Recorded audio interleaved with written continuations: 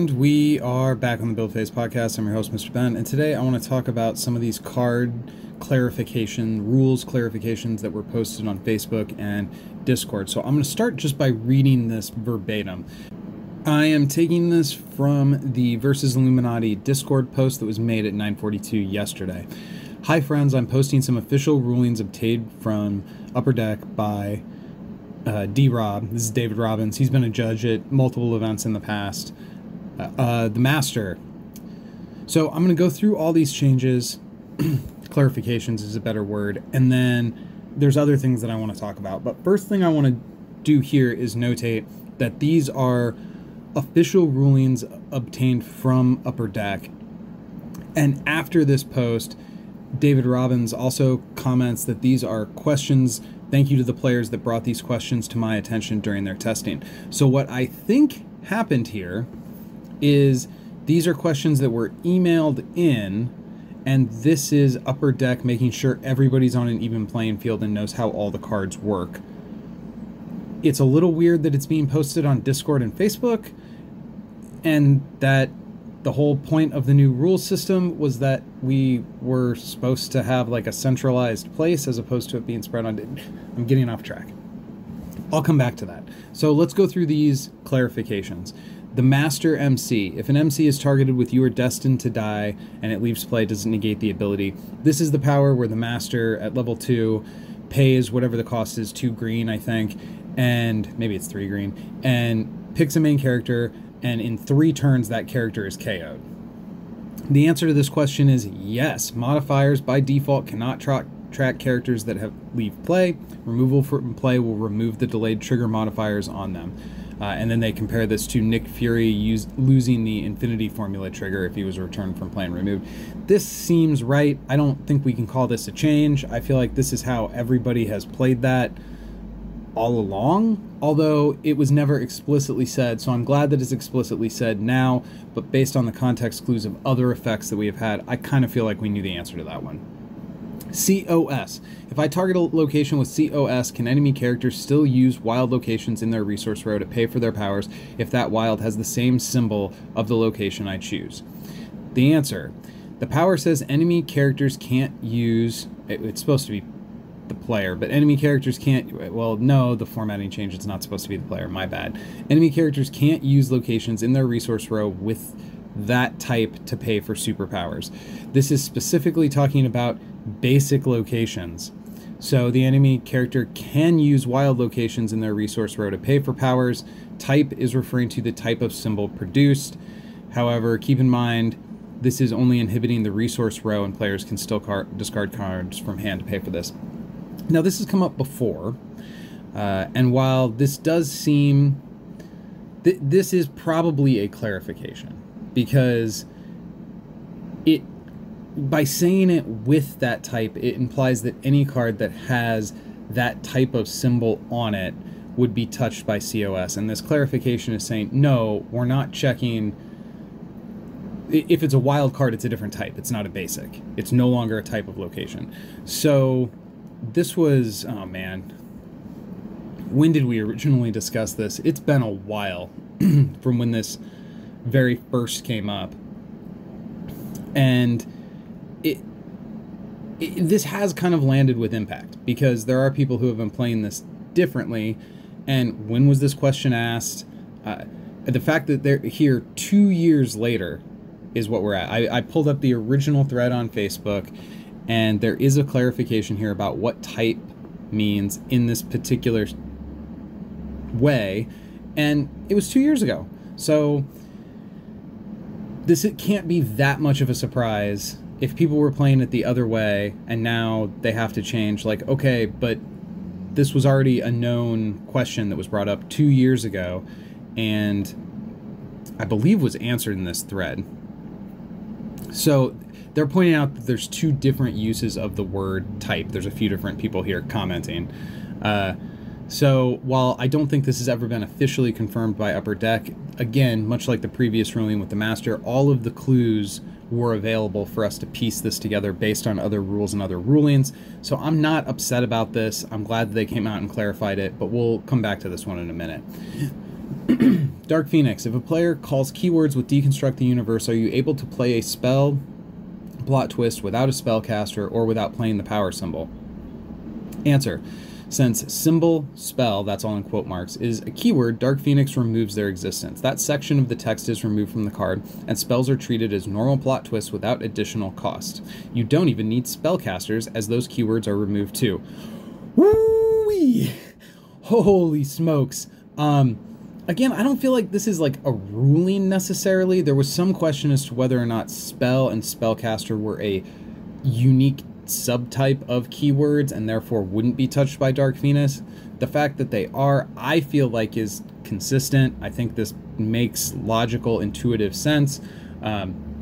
So this ruling doesn't come as like a great surprise, but oh man, it's exciting. Like, who doesn't want to build a spell deck and have Dark Phoenix come down and now you get to play all your spells without having to pay for them? That sounds like some kind of fun, maybe, for the person doing it, not the person who doesn't get to use keywords on their cards. In a mirror match, does each first evil get XP from beneath you it devours, or can you only get XP from your own activations of this power? The short answer is your own. It comes down to the power is self-referential. It says each character put in the KO pile this way, meaning from the trigger of this power. So in a first evil mirror match, only one player can be getting an experience at a time. I kind of all of these, I sort of feel like the clues were there, but the fact that there's reasonable discussion about what the conclusion is going to be, or the fact that we don't necessarily know what Upper Deck's going to rule, because sometimes there's clues that lead one way and clues that lead another way, and it really comes down to a judgment call on Upper Deck's part. I'm going to comment more on the overall rule system at the end. I want to get through the rest of these rulings. Okay, finally, while Hela... Question. Hela is in combat with another multiple health supporting character who has no wounds. She gets into a mutual stun combat.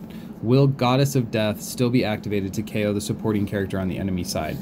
When Hela is face down, the power is turned off. If there's a mutual stun, her power does not apply any longer, so the other character's base health will revert back. Now, there are times where game states do kind of look back in the past, like Wolverine being able to get experience even when he's part of a mutual stun. Like, there are some edge cases where the rules are the way they are because they have to be. So this does make sense, although asterisk, there are some edge cases within Versus where this doesn't totally map onto. So overall, I want to talk about the way we got these rulings. So these rulings were submitted via email. We have every reason to believe that. And this is Upper Deck making them public. We don't know if this is all the rulings they received prior to Gen Con, and we don't know when they were received either. A lot of these do seem like they have important impact on decisions people are going to be making for Gen Con. It does feel almost too late to roll this out this close to an event. Like, this probably should have happened a couple weeks ago, and that's one of the issues. The other issue is, for anybody who wasn't around back in the day, the way we got our rules questions answered is we would post them on Facebook, and later there was the Discord, and people would specifically talk to Chad, or they would message him directly and get answers, and then keep those answers under wraps until they got into a tournament environment, at which point now they had all this stuff. Oh, here's how this card, oh, you didn't know that card worked that way? Okay, well, that is how that card worked that way. Now, I understand the criticism. I'm almost loath to get into this again because I get so much backlash. And I understand the idea that if I have a really unique card interaction and it's key to a combo that I want to unveil at a tournament, some discretion on the part of the ruling body should take place. It shouldn't be, Ben asked this question about these two cards specifically. Like, that might be a little too on the nose. But things like how COS works, if one person knows that COS doesn't target wild locations and everybody else in the room, now I'm skeptical of the claim that everybody else would be under this belief, but if everybody else in the room believed that it worked the other way, that they were interpreting this other way, then that sets up a situation where a player has secret information that could very much impact the outcome of games. How quickly does that information matriculate throughout the rest of the room? How long does this advantage last? I don't know, but it shouldn't exist at all. So under the old system, there was definitely a case of people getting secret rulings, and I realize I say that and it sounds a little more dramatic than I'm intending. I don't think there was like collusion between any kind of, that's not what was going on. There wasn't anything corrupt happening. It was just, hey, I got a piece of information about how my deck works. I don't want other people to think about the same things I'm thinking about, so I'm not going to talk about this ruling.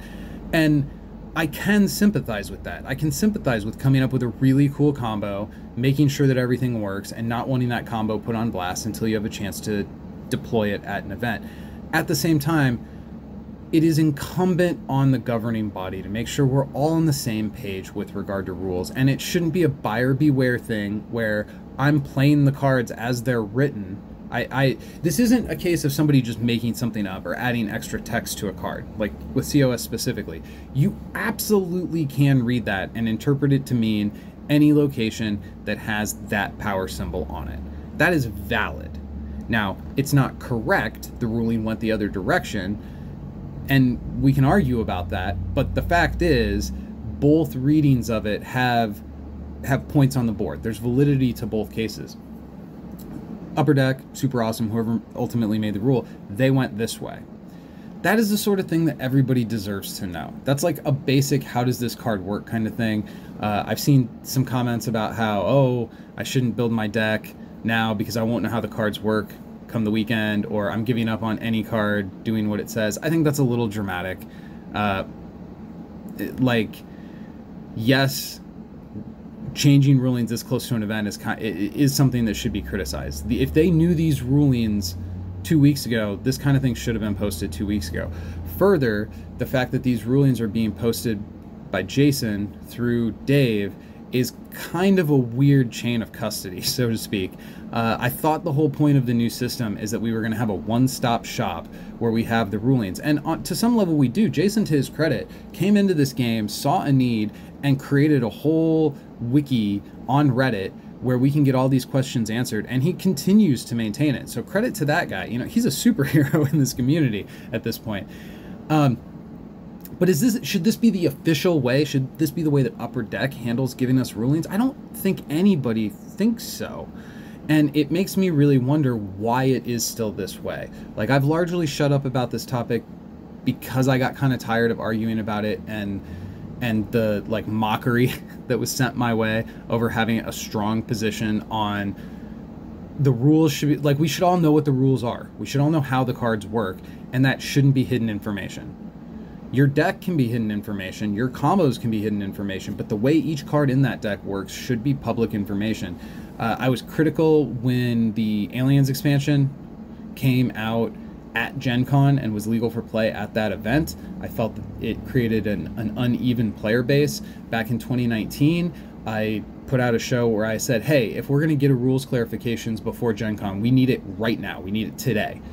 And I think that was like the 19th or something. It was much earlier in the month than we are now. So on the one hand, I'm really glad that Upper Deck got this information out to the public. I think it's a little bit frustrating that the methodology of that is Facebook and Discord. If we're going to keep using Facebook and Discord, great. Let's just go back to the old system.